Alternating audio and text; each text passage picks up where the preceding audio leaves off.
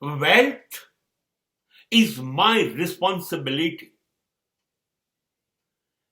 My wealth is my social responsibility, moral responsibility, and religious responsibility. I must be careful if I am having wealth.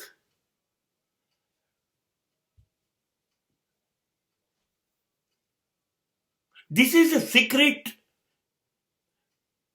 to be wealthy. સંપત્તિવાન એ છે કે જેને પોતાની સંપત્તિની જવાબદારીનો ખ્યાલ હોય. એમને નથી સંપત્તિ મળી જતી. ઈશ્વર, કુદરત, અસ્તિત્વ ચારે હાથે વરસે છે. અને ત્યારે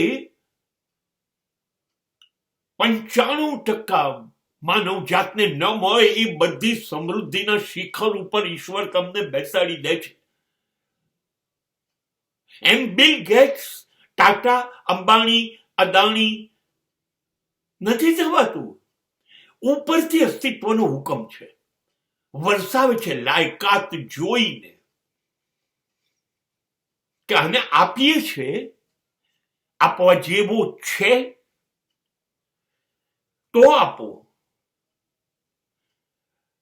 જે આપી શકતો હોય એને આપવામાં આવે છે.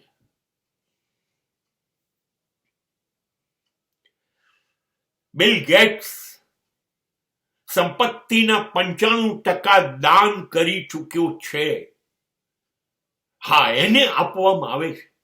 એ વિશ્વના 1 થી 10 કાયમ રહેશે, એટલી સમૃદ્ધિ એની પાસે રહેશે, કેમ કે એ 95% આપી દે છે. Even the same thing happened in the case of Tata also in India.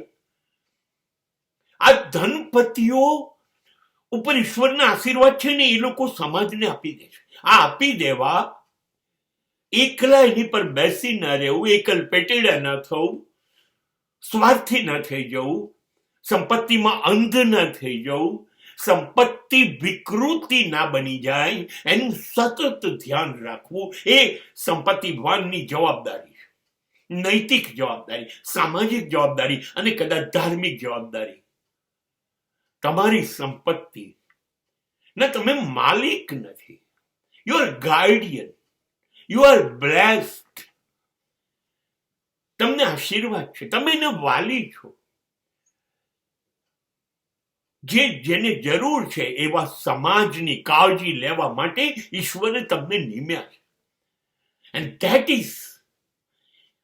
is a right worthiness. એ અદ્ભુત સંપત્તિનો ઉપયોગ છે. નહીતર સંપત્તિ એ વિકૃતિ લાવતી હોય તો વિપત્તિ જ તમારા માથે આવશે.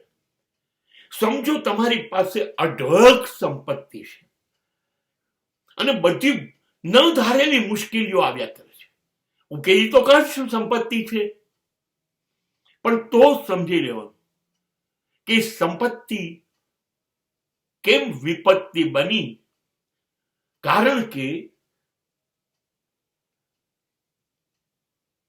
એ સંપત્તિના આવવાના રસ્તા અને જવાના રસ્તા પણ શંકાસ્પદ હશે.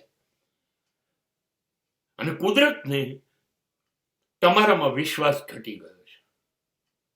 માટે સંપત્તિ હોવા છતાંય તમારી ઉપર હવે વિપત્તિનો વરસાદ થશે. માટે સંપત્તિ હોવી એ અનેક જાતની જવાબદારી ઉઠાવવાની છે. એ ભૂલવાનું નથી.